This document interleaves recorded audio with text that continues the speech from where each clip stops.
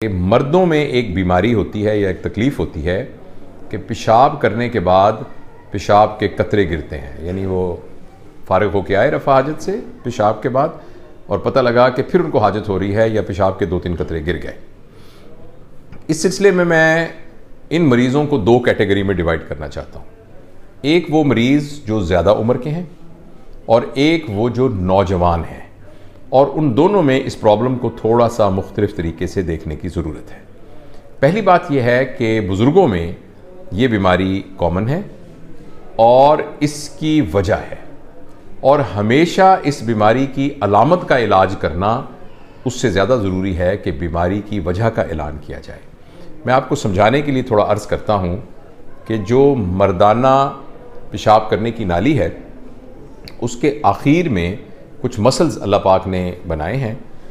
जिनको bulbo cavernous muscles कहते हैं, और उनका काम यह है कि जब मसाना खाली हो जाता है तो वो फिर ज़ोर से दोबारा सुकड़ते हैं और जो कुछ पेशाब रुका हुआ होता है पेशाब की नाली में उसको बाहर निकाल देते हैं। और उनसे थोड़ा सा पीछे एक गुदूद होता है जिसे प्रोस्टेट ग्लैंड कहते हैं, और वो प्रोस्टेट ग्लैंड बुज़ुर्गों में ख़ास तौर पर 50-60 साल की उम्र के बाद से बढ़ना शुरू हो जाता है, और वो बाज़ औक़ात जब बढ़ता है तो वो पेशाब की नाली में कुछ इस तरीके से रुकावट डालता है कि पेशाब की नाली के पीछे एक छोटी सी थैली या पाउच बन जाता है जिसमें पेशाब रुक सकता है। लिहाजा जब भी किसी बुज़ुर्ग में ये तकलीफ़ हो कि वो जब पेशाब करके फ़ारिग होते हैं तो पेशाब के कतरे गिरते हैं, तो उनके लिए एक ही एडवाइस है कि उन्हें फ़ौरी तौर पर किसी डॉक्टर से यानी जनरल प्रैक्टिशनर से पहले या फिर यूरोलॉजिस्ट से राब्ता कायम करना पड़ेगा, इसलिए कि उनको प्रोस्टेट की बीमारी है या खुदा न खास्ता पेशाब की नाली की सोजिश यूटीआई है, या उनको उम्र के ज़्यादा होने की वजह से बाज़ औक़ात पट्ठे कमज़ोर हो जाते हैं, और कई दफ़ा कुछ दवाइयों के खाने की वजह से पट्ठे कमज़ोर हो जाते हैं और मसाने का जो काम है वो थोड़ा मुतासिर होता है। तो उनके लिए तो सिंपल यही इंस्ट्रक्शन है कि उनको फ़ौरी तौर पर अपने डॉक्टर से राब्ता करना चाहिए, क्योंकि जब तक उस बीमारी का इलाज नहीं होगा ये मसला हल नहीं होगा और इस मसले को हल्का नहीं समझना चाहिए। अलबत्ता एक और कैटेगरी है, वो है यंग बच्चे, 13, 14, 15, 16, 17 साल के बच्चे। इन बच्चों के अंदर भी ये बहुत कॉमन है, ये देखा गया है कि वो ये शिकायत करते हैं। यहाँ ये बात बताना ज़रूरी है कि उनमें से बहुत बड़ी तादाद ऐसी है जिनमें उन बच्चों को कोई बीमारी नहीं होती,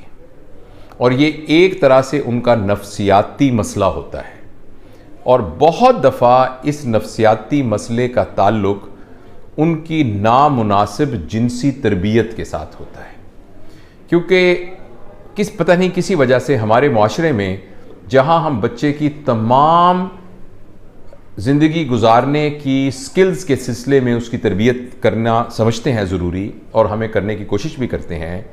जो एक एडल्ट की जिनसी लाइफ है उसकी तरबियत के सिलसिले में अमूमन वालिदैन कोई भी रोल प्ले नहीं करते, और जब वालिदैन कोई रोल प्ले नहीं करते तो असल में वो एक मनफी रोल प्ले कर रहे होते हैं। क्योंकि अगर ये तमाम बातें जो कि मुआशरे में जिन पर बात करना मायूब समझा जाता है मगर ये बहुत ज़रूरी बातें हैं, अगर वालिदैन ये बातें उनसे नहीं करेंगे तो जूँ ही बच्चे के अंदर यानी उस उम्र के उस हिस्से में पहुँचेगा जहाँ उसकी जिस्मानी ज़रूरियात में ये शामिल होगा, तो वो मालूमात जो उस बच्चे को चाहिए वो वालिदैन की बजाय किसी गलत सोर्स से उससे मिलेंगी। और अमूमन ये होता है कि क्लास में कोई बड़ा लड़का, बड़ी उम्र का कोई बदमाश लड़का, बड़ी उम्र का कोई लड़का जिसकी आदतें अच्छी ना हों, वो ये इंफॉर्मेशन उन लड़कों को पहुंचाता है।